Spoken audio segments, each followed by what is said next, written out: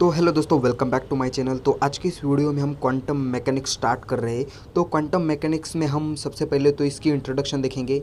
हम quantum mechanics में क्या क्या कंसेप्ट पढ़ेंगे और जो भी कंसेप्ट पढ़ेंगे तो उस पर किस तरह का क्वेश्चन पूछा जाता है, ये भी आज की इस वीडियो में हम डिस्कस करने वाले हैं। तो आइए इस वीडियो को शुरू करते हैं। तो इस वीडियो को स्टार्ट करने से पहले हम इसकी एकदम बेसिक लेवल से स्टार्ट कर लेते हैं, जो कि इंट्रोडक्शन। तो इंट्रोडक्शन में देखो, इंट्रोडक्शन में हम क्या पढ़ेंगे, इस वीडियो में क्या क्या हम देखने वाले हैं वो इंट्रोडक्शन में देख लेते हैं। सबसे बेसिक पॉइंट जो हमारा है इस इंट्रोडक्शन में वो है फ्रीक्वेंसी वाला।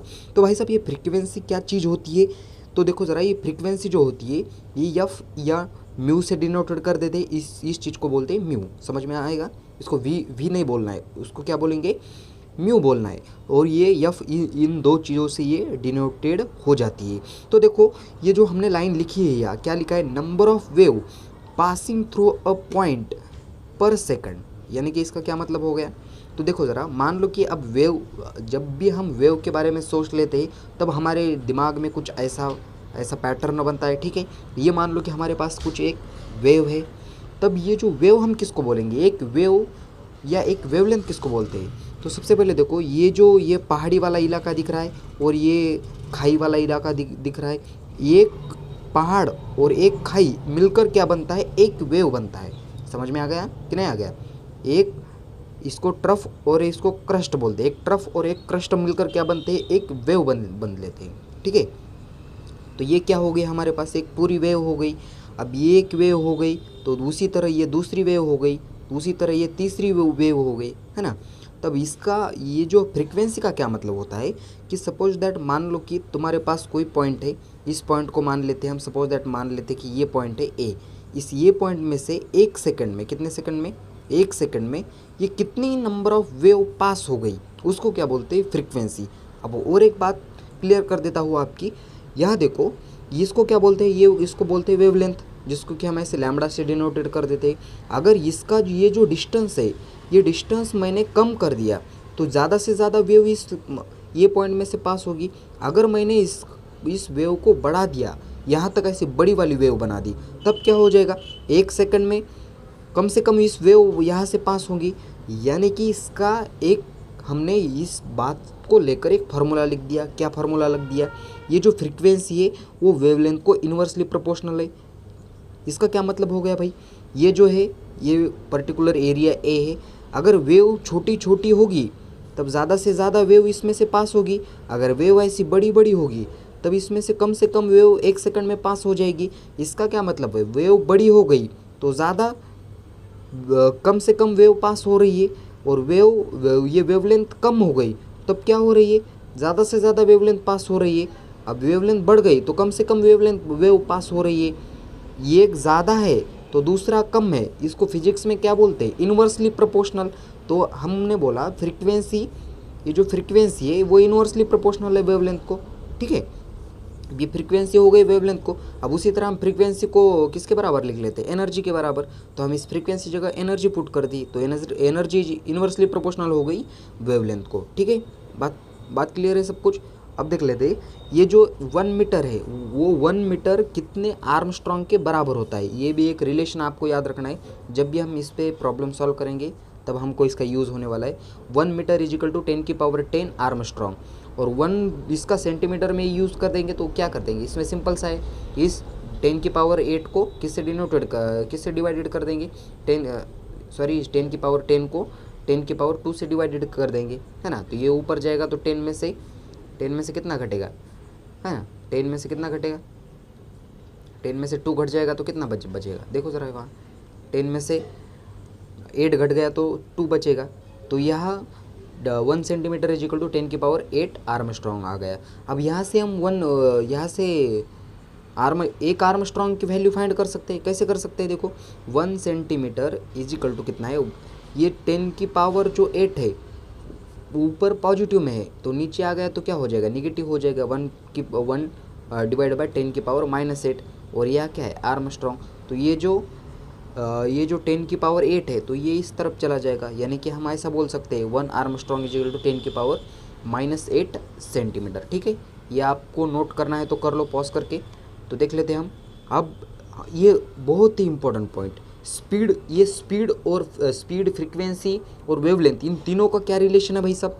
ये स्पीड क्या बोलती है हमको, देखो ज़रा, ये जो स्पीड है, स्पीड को c से डिनोटेड कर देते हैं, speed of light, the distance through which a particle waves travel in 1 second. बस सिंपल सी बात है, आपको एक ही बात याद रखनी है, ये जो स्पीड ऑफ लाइट होती है ये म्यू इनटू ये जो लैम्बडा होता है ये वेवलेंथ होती है, इसके मल्टीपल में होती है। बस ये बात आपको आपके माइंड में एकदम फिट कर लेनी है। बस अब हम देख लेते हैं इस टॉपिक्स का मेन जो टॉपिक्स है, ये जो मेन कंसेप्ट है जो कि बहुत आईएमपी है, ये है प्लैंक्स क्वांटम थ्योरी, या उसी को बोलते हैं प्लैंक्स हाइपोथेसिस। अब ये जो प्लैंक भाई साहब थे, ये एक साइंटिस्ट का नाम है। ये जो साइंटिस्ट थे इन्होंने क्या किया, एक खोज की। उन्होंने बोला कि अगर कोई भी बॉडी हो, सपोज दैट मान लो कि ये कोई बॉडी है, ये बॉडी इसमें से कंटिन्यूअसली ये जो रेडिएट होती है, इसका मतलब क्या है, इसमें से कुछ ना कुछ एनर्जी बाहर निकलती है और ये बॉडी कुछ ना कुछ एनर्जी एब्जॉर्ब करती है। उसी बात को उन्होंने बोला। और ये जो एनर्जी बाहर निकलती है, ये जो इसका जो इमिशन होता है वो कंटिन्यूअसली नहीं होता है, वो ऐसे स्मॉल पैकेट्स के फॉर्म में होता है, जिसको उन्होंने आगे जाके उसको फोटोन बोला, या उसी को हम क्या बोलते हैं, क्वांटा बोलते थे। ठीक है, अब उस थ्योरी में क्या क्या जो ये जो बॉडी है वो कंटिन्यूअसली क्या करती है, फोटोन को इमिट्स करती है। और ये हर एक फोटोन्स के पास एक कुछ पर्टिकुलर एनर्जी होती है, each photons having definite amount of energy. वो हम उसके हाइपोथेसिस में पढ़ने ही वाले, तो मैं आपको जनरली समझा रहा हूँ। ठीक है, तो देख लेते हैं प्लैंक्स क्वांटम थ्योरी। ये प्लैंक्स क्वांटम थ्योरी ये भाई साहब का नाम है, हम इसको भूल ना जाइए, इसलिए उन लोगों ने उसका नाम ही थ्योरी को दे दिया। ठीक है, अब देखो इस पे बहुत ही बढ़िया सा क्वेश्चन बन सकता है। क्या बन सकता है वो, एक्सप्लेन प्लैंक्स क्वांटम थ्योरी, या explain in details Planck's quantum theory. तो एक प्लैंक्स क्वांटम थ्योरी में अब हमको पढ़ने लायक क्या है और इम्पोर्टेंट क्या है, देखो इसका। ये जो प्लैंक्स भाई साहब ने ये हमको थ्योरी कब दी भाई, ये इसका नाम था मैक्स प्लैंक्स। ओके, अजीब व गरीब नाम होते हैं, हमारे यहाँ के नाम तो ऐसे नहीं होते। ठीक है, खैर छोड़ो, हमको क्या लेना है उसको। तो देखो ये जो क्या है, ये जो मैक्स प्लैंक्स थे, इन्होंने क्या किया, इन 19 में ये थ्योरी दी और उन्होंने एक्सप्लेन किया कि absorption and emission of radiation. Absorption और इमिशन के बारे में अगर आप पढ़ना चाहते हो तो इस टॉपिक्स पे मैंने वीडियो ऑलरेडी बना दिया है। अगर वो नहीं देखा तो आपको वो आई बटन में मिल जाएगा, या आपको वो डिस्क्रिप्शन में मैं उसकी लिंक दे दूँगा। ठीक है, इसके बाद जाके देख लेना। देखो प्लैंक्स भाई साहब ने क्या बोला, उन्होंने बोला कि ये जो रेडिएंट एनर्जी होती है, रेडिएंट एनर्जी आल्सो इमिटेड होती है, या वो एब्जॉर्ब होती है, but not continuously but discontinuously in the form of small packets of energy known as a photon और क्वांटा। मैंने अभी आपको बोला कि एवरी बॉडी क्या कर लेती है, मैंने अभी आपको ऊपर समझाया था कि अगर सपोज दैट मान लो कि ये कोई बॉडी है, ये बॉडी क्या करती है, रेडिएशन को इमिट्स करती है और एब्जॉर्ब करती है, बट ये प्रोसेस नॉट कंटिन्यूअसली नहीं होती, ये कैसे होती है, डिसकंटिन्यूअसली। और इसमें ये जो बॉडी है इसमें से फोटोन, ये जो कुछ ऐसे एनर्जी के ऐसे छोटे छोटे पैकेट्स बाहर निकलते हैं, ये क्या है, एनर्जी के छोटे छोटे ऐसे पैकेट्स बाहर निकलते हैं, उसी को हम क्या बोलते हैं, उसी को हम क्वांटा बोलते हैं, या उसी को हम फोटोन बोलते हैं। ठीक है, समझ में आ गया कि नहीं आ गया, देख लेते हैं नेक्स्ट पॉइंट। अभी और एक बात हमने आपको यहाँ क्लियर कर दी थी कि पहले ही टॉपिक्स में, कि ये जो बॉडी है ये जो फोटोन को इमिट्स करती है, नॉट कंटिन्यूअसली बट डिसकंटिन्यूअसली। ओके, और ईच फोटोन के पास, ये हर एक फोटोन के पास कुछ डेफिनेट अमाउंट ऑफ एनर्जी होती है। एनर्जी होती है, इसका क्या मतलब है, उसके पास कुछ फ्रीक्वेंसी है ना। तो देख लेते हैं दूसरा पॉइंट हमारे पास क्या है, each photon having definite amount of energy. तो ये इसको हम ऐसा बोल सकते हैं कि energy is directly proportional to mu. Okay, समझ में आ गया कि नहीं आ गया, energy is directly proportional to mu. इसमें म्यू का क्या मतलब होता है भाई साहब, ये जो हमने लिख दिया, या फ्रीक्वेंसी ऑफ रेडिएशन, ये है energy of photon, each photon having definite amount of energy. अब फिजिक्स का रूल्स होता है डायरेक्टली प्रोपोर्शनैलिटी हटा के उसकी जगह कोई कांस्टेंट लगा दो। तो हमने क्या किया, ये जो डायरेक्टली प्रोपोर्शनैलिटी है हटाया, उसकी जगह इक्वल टू का साइन लगा के एक कांस्टेंट लगा दिया जो कि है एच। एच क्या है भाई? अभी ये एच जो है इसको एक ये कांस्टेंट है जिसको हम क्या बोलते हैं? Planck's constant. इसको क्या बोलते हैं? Planck's constant. इस प्लैंक्स कांस्टेंट को भी हमने आगे जाके डिफाइन कर दिया है। और इस प्लैंक्स कांस्टेंट की जो वैल्यू होती है, इस प्लैंक्स कांस्टेंट की कांस्टेंट वैल्यू होती है जो कि अब ये अप्रॉक्सीमेट वैल्यू है, जो कि अब तक वेल डिफाइंड नहीं है। वो वैल्यू है 6.636 इंटू 10⁻34 जूल सेकंड। ओके, क्या है वो? 6.63 इंटू 10⁻34 जूल सेकंड। वो हमने आगे लिखी है, वो देख लेना आप। तो देखो इस इक्वेशन, अब देखो ये क्या, एक इक्वेशन आ गया हमारे पास, ये वाला इस इक्वेशन। देखो इसको इक्वेशन नंबर हमने फर्स्ट दे दिया, कोई बात नहीं, कोई दिक्कत नहीं, ठीक है। देख लेते हैं आगे। तो देखो ये जो प्लैंक्स कांस्टेंट है उसकी वैल्यू क्या है? 6.36 इंटू 10⁻34 जूल सेकंड। अब इसको कन्वर्ट भी कर सकते हैं, उसकी कोई ज़रूरत नहीं है। ये जो SI यूनिट्स में आ गई है वैल्यू 6.636 इंटू 10⁻34 जूल पर सेकंड, ठीक है। इसका आगे जो वो और एक बात, इंपॉर्टेंट बात, जो ये हमने पहले ही आपको बता दिया है कि जो लैम्बडा होता है वो क्या होता है? वेवलेंथ होता है, ठीक है। अब हमने आपको वेलोसिटी के बारे में पहले ही बता दिया था कि ये जो वेलोसिटी होती है, जिसको ये जो वेलोसिटी होती है या स्पीड होती है, स्पीड ऑफ लाइट होती है, ये c म्यू लैम्बडा के मल्टीपल में लेना होता है। ये हमने आपको क्लियर कर दिया था, ठीक है। अब यहाँ से देखो हम किसकी वैल्यू फाइंड कर सकते हैं? यहाँ से हम इस वाले म्यू की वैल्यू फाइंड करेंगे। ये जो मल्टीपल में लैम्बडा है वो इसके डिवाइडेड में चला जाएगा, तो ये हो जाएगा लैम्बडा यहाँ से डिवाइडेड में, तो यहाँ वही लिखा है हमने। तो यहाँ देखो c म्यू लैम्बडा, और यहाँ हो गया, यह जो म्यू है वो क्या हो गया? c बाय लैम्बडा हो गया, है ना। तो यह c बाय लैम्बडा को हमको इक्वेशन नंबर 2 दे दिया, और इक्वेशन नंबर फर्स्ट हमारे पास ऑलरेडी आ चुका है। वो इक्वेशन नंबर फर्स्ट आपको याद कर लेना है, वो था E h म्यू। ओके, इसको क्या इक्वेशन नंबर फर्स्ट दे दिया था। अब जो ये इक्वेशन नंबर 2 की किसकी वैल्यू है? ये म्यू की वैल्यू है। ये म्यू की वैल्यू उठा के हम इसकी जगह पुट कर सकते हैं क्या? बिल्कुल कर सकते हैं। तो इसकी म्यू वाली, इस म्यू की जगह वैल्यू इस वाले इक्वेशन में उठा के पटक दो, ठीक है। कर सकते हैं ना हम ऐसा काम? अरे भाई कर सकते हैं ना, जल्दी बोलो। तो देखिए, ठीक है, बोल तो रहे सर चिल्ला चिल्ला के। ओके, ठीक है। तो E क्या है? h म्यू, ये हमारे पास आ गया था। अब ये वाले इस म्यू की वैल्यू ऐसे जाके इसकी जगह आराम से बैठ जाएगी, ठीक है, बैठ गई। अब देखो ज़रा E यहाँ तो ये जो म्यू की जगह है, म्यू की जगह क्या आ गया? c बाय लैम्बडा, और h तो h की जगह अपना बेचारा नहीं हिल नहीं रहा है उसकी जगह से, तो ये h जो है वो h अपनी जगह है, और ये जो 20 म्यू की जगह है, इस इक्वेशन को देखो ज़रा। इस इक्वेशन को नंबर हमने कितना दे दिया है? इस इक्वेशन को हमने नंबर 1 दिया था।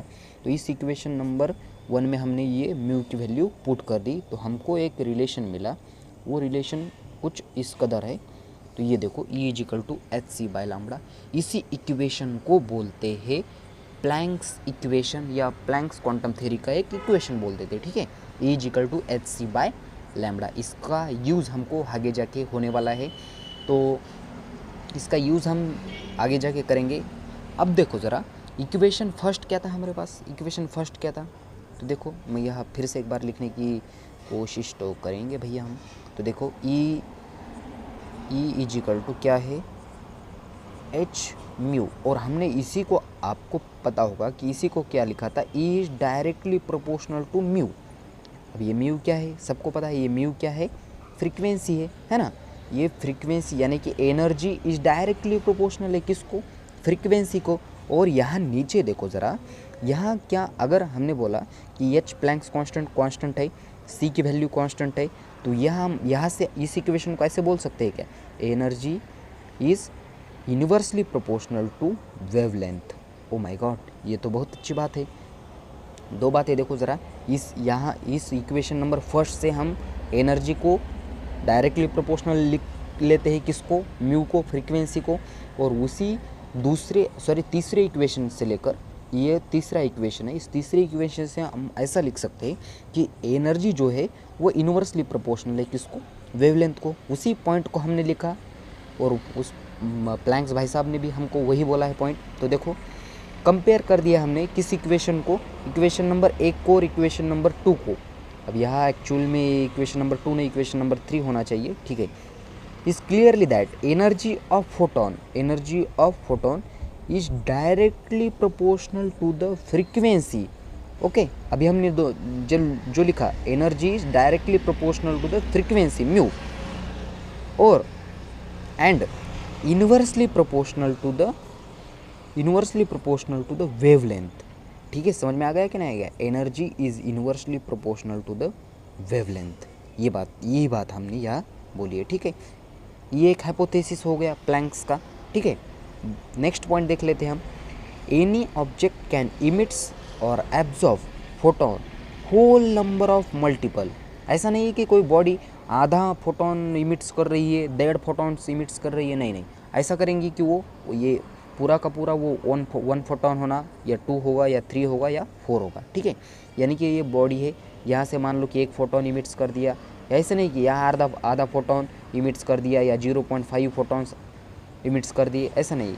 क्या करेंगे, होल नंबर ऑफ पूरा का पूरा 1 फोटोन करेगी, 2 फोटोन करेगी, 5 फोटोन करेगी या 6 फोटोन करेगी, पूरा का पूरा फोटॉन्स इमिट करेगी वो बॉडी, ठीक है। एनी वो कोई भी ऑब्जेक्ट हो। अब देख लेते हैं हम नेक्स्ट। अब हमको एक क्वेश्चन सॉल्व करते हैं इसके ऊपर, 1-2 मार्क के लिए आपको एकदम 5 रुपये वाला क्वेश्चन है, सीधा सा एकदम सिंपल सा क्वेश्चन है। इस क्वेश्चन में क्या पूछा है, देखो आपको क्या पूछा है, यह देखो, कैलकुलेट मैग्नीट्यूड ऑफ एनर्जी, यानी कि आपको इस क्वेश्चन में एनर्जी फाइंड करनी है फोटोन की, ठीक है, associated with light of wavelength 6057 Armstrong, ठीक है। इतना आपको देखे रखा है, जो भी आपको देखे रखा है वो गिवन दैट में लिख दो। क्या क्या देखे रखा है आपको, एनर्जी आपको फाइंड करनी, एनर्जी मैग्नीट्यूड ऑफ फोटोन, यानी कि वही क्या होती है, एनर्जी फाइंड करनी होती है, ठीक है। ये जो प्लैंक्स कांस्टेंट की वैल्यू है h = 6.36 इंटू 10⁻34 जूल्स, अभी आपको पता होगी।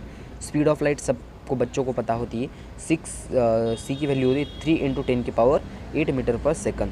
अब ये जो आर्मस्ट्रॉन्ग है, इस आर्मस्ट्रॉन्ग को हम ये SI यूनिट में कन्वर्ट कर लेते हैं। इसका SI यूनिट क्या है, 10 की पावर किस में कन्वर्ट कर लेना है, आपको मीटर में कन्वर्ट कर लेना है। तो आप ये रिलेशन आपको पता होगा कि आर्मस्ट्रॉन्ग का कन्वर्जन अगर आप किस में करेंगे, आर्मस्ट्रॉन्ग का कन्वर्जन अगर आपको सेंटीमीटर में करना है तो 10 की पावर क्या होता है, 8 सेंटीमीटर, है ना। तो 10 की पावर 8 सेंटीमीटर है। तो यहाँ देखो हमने ये जो 10 की पावर 8 सेंटीमीटर था, अब उसमें से क्या कर दिया, -2, अब 10 की पावर 8 मीटर में कर दिया। किसका कन्वर्जन, आर्मस्ट्रॉन्ग का कन्वर्जन मीटर में कर दिया। तो मीटर में कन्वर्जन आपने देखा होगा वहाँ पर।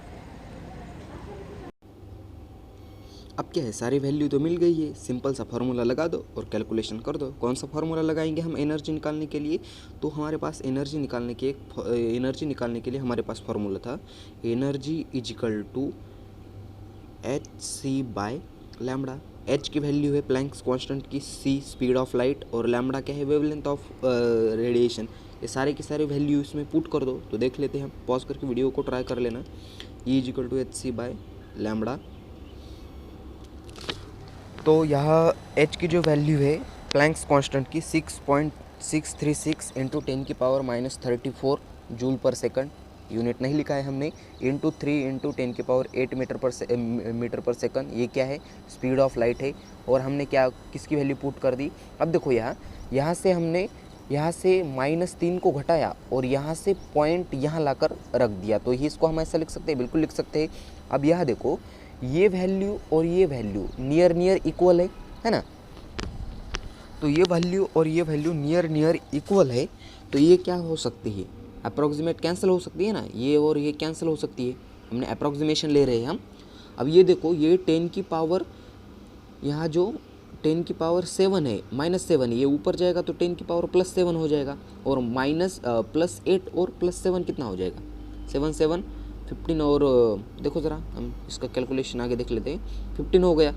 अब यहाँ देखो, ये इजिकल टू 3 × 10⁻⁻34। और ये जो नीचे का था 8 वो ऊपर चला गया, और 8 और 7 कितना हो गया, 15 हो गया।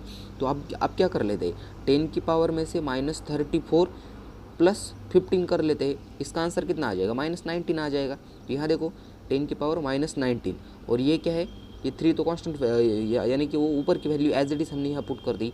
तो ये जो एनर्जी होती है वो ये किस में होती है, जूल में होती है।